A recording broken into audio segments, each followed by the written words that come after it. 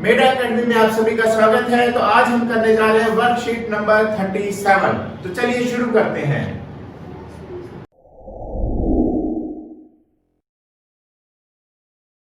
चलिए शुरू करते हैं। Question number 1, write the major adjacent side, opposite side and hypotenuse of angle A. तो इसमें हमें तीन चीजें निकालनी है, adjacent side, opposite side and hypotenuse. देखते हैं यहाँ पर ये हमें एक राइट एंगल ट्रायंगल गिवन है जिसमें एंगल थीटा ऊपर दिया हुआ है। तो इसमें ध्यान देने वाली बात ये है कि जो एंगल थीटा दिया है उसके एकदम अपोजिट साइड वाली साइड होती है, अपोजिट साइड उसके सामने वाली। इट मींस ये होगी इसकी अपोजिट साइड, ये होगी अपोजिट साइड। इधर होगी इसके बेस और ये हाइपोटेन्यूज तो रहती है।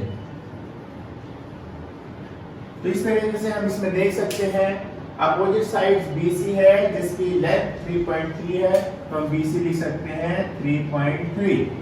उसके बाद देखते हैं बेस। बेस हमारा इसके अंदर AB है क्योंकि थीटा ऊपर गिवन है, तो बेस हमारा हुआ AB, AB की लेंथ है 3। हाइपोटेन्यूज AC गिवन है, AC की लेंथ 4.5 है, ये हो गया 4.5। इस तरीके से हमने अपना क्वेश्चन नंबर 1 को कंप्लीट किया। चलिए देखते हैं question number 2। If tan A equal to 3/5, then sin A cos A की वैल्यू हमें फाइंड करनी है और हमें क्वेश्चन में दे रखा है tan equal to 3/4। तो इसकी हेल्प से हम यहाँ एक फिगर बनाते हैं।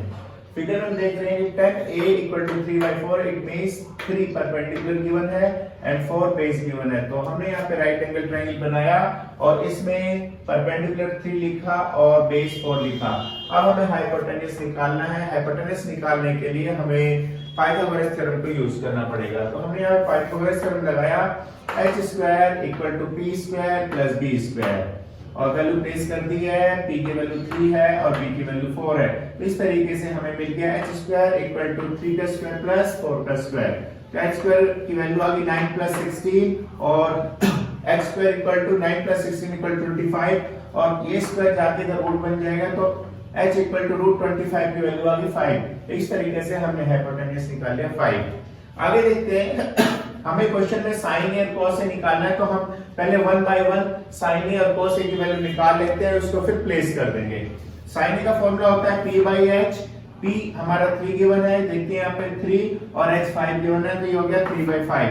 इसी तरीके से cos A गिवन है हमें b/h, तो b हमारा 4 गिवन है इसमें और h 5 है, तो वैल्यू प्लेस कर दी 4/5।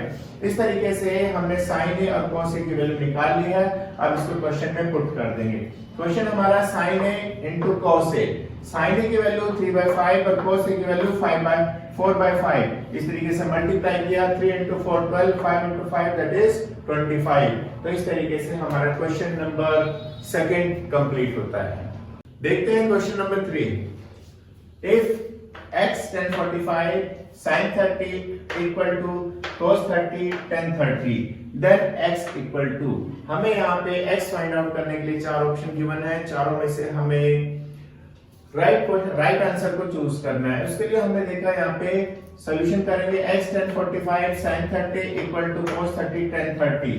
हमने x को x एज इट इज उतार दिया और tan 45 की ट्रिग्नोमेट्रिक टेबल में वैल्यू 1 होती है, तो tan 45 की वैल्यू 1 डाल दिया है।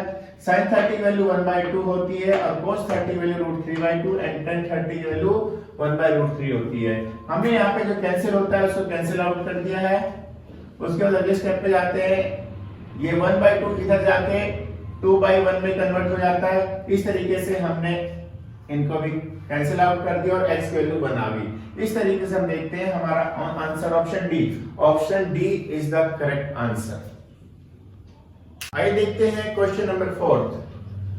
Question number 4, sin² b = 2 sin b is true when b is equal to, means हमें यहाँ पे एंगल b की वैल्यू निकालनी है। हमारे पास 4 ऑप्शन गिवन है, इन चारों में से हमें करेक्ट आंसर ढूंढना है।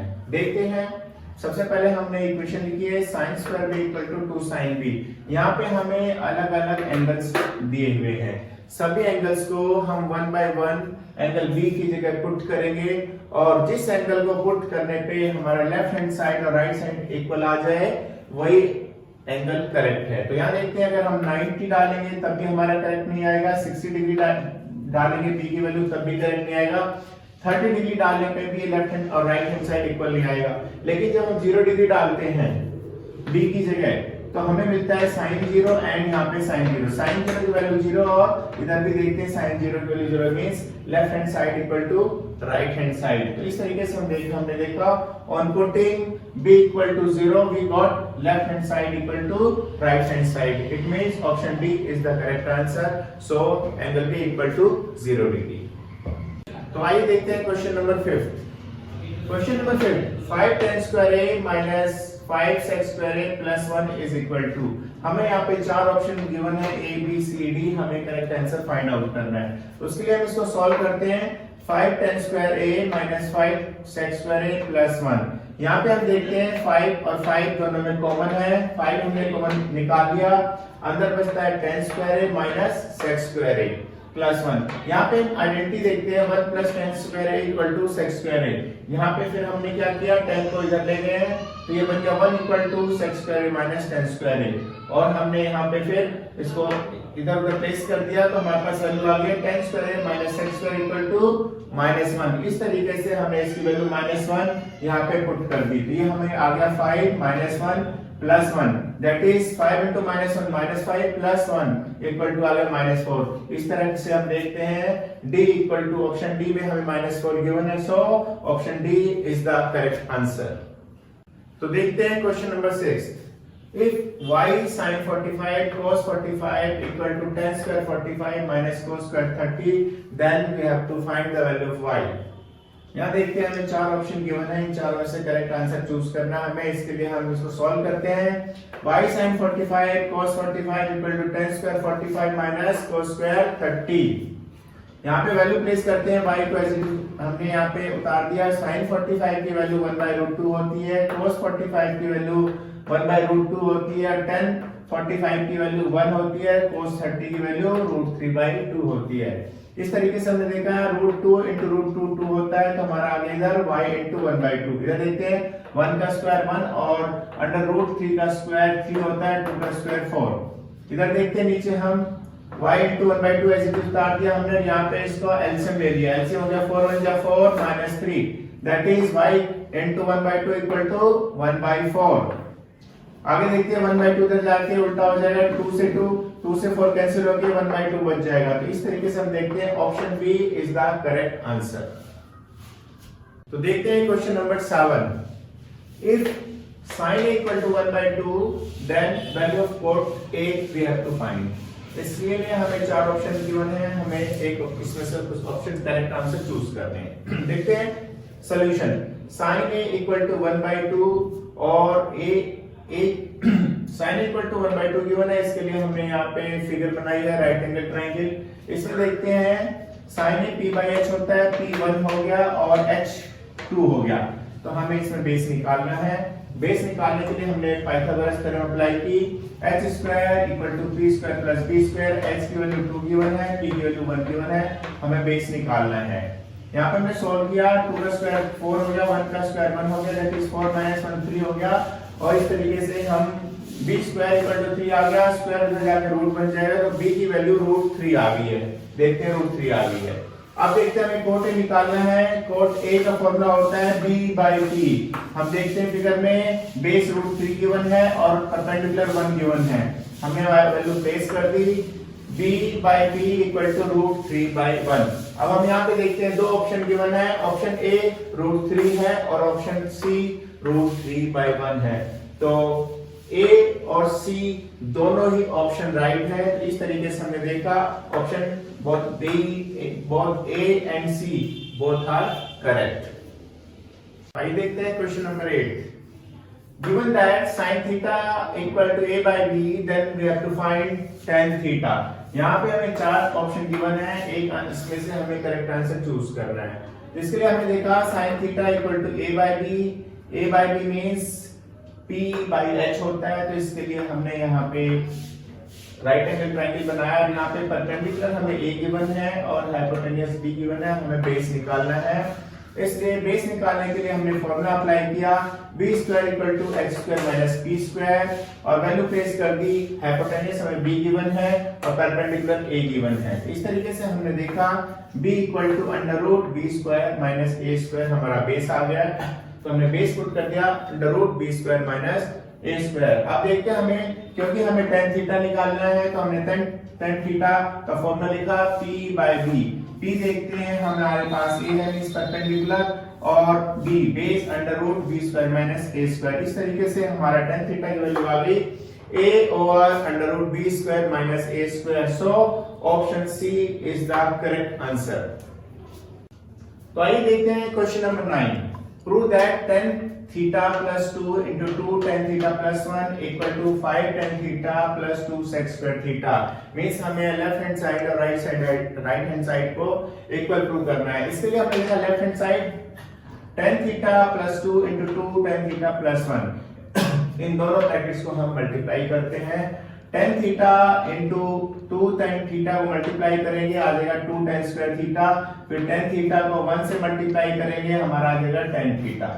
फिर यहां से 2 से करते हैं 2 into 2 4 tan थीटा, उसके बाद 2 into 1 that is 2।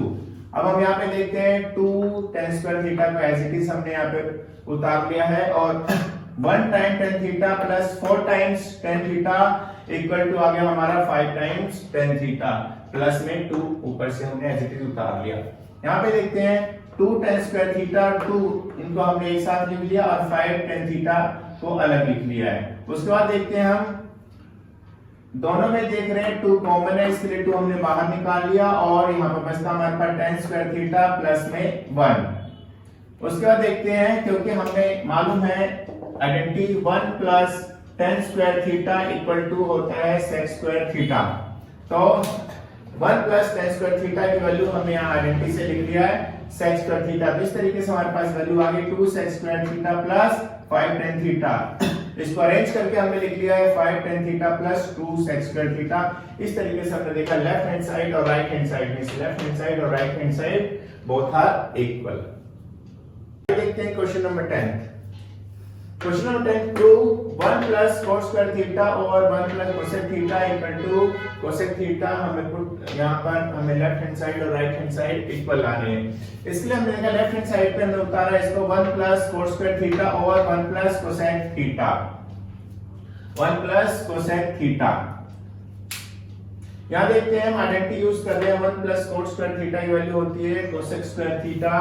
तो यहां से अगर हम cos थीटा निकालते हैं यहाँ पे ये बन जाता है हमारा cosec स्क्वायर थीटा माइनस 1। सो cos स्क्वायर थीटा की जगह हम cosec square theta minus 1 place कर देते हैं यहाँ पर। और उसके बाद हम देखते हैं ये हमारी यहाँ भी एक आइडेंटिटी बन जाती है a square minus b square की value a minus b into a प्लस b। सो ये यहाँ पर cosec थीटा 8 हो गया और 1 हो गया हमारा b की जगह, तो हमने फॉर्मूला अप्लाई कर दिया। फॉर्मूला अप्लाई करने के बाद देखते हैं cosec theta minus 1 cosec theta plus 1 और नीचे गिवन है डिनोमिनेटर में 1 plus cosec theta. Same numbers को एक साथ काट देते हैं तो हमारे पास बचता है 1 प्लस cosec थीटा माइनस 1 से 1 कैंसिल हो जाएगा और इस तरीके से हमारे पास यहाँ बचता है cosec थीटा। इस तरीके से हमने देखा लेफ्ट हैंड साइड और right hand side both are equal. तो इसी तरह की और इंफॉर्मेटिव वीडियोस देखने के लिए हमारे चैनल को सब्सक्राइब करें, साथ में लाइक का बटन दबाएं और बेल आइकन को दबाना बिल्कुल ना भूलें ताकि आपको टाइमली हमारी नोटिफिकेशंस मिलती रहें।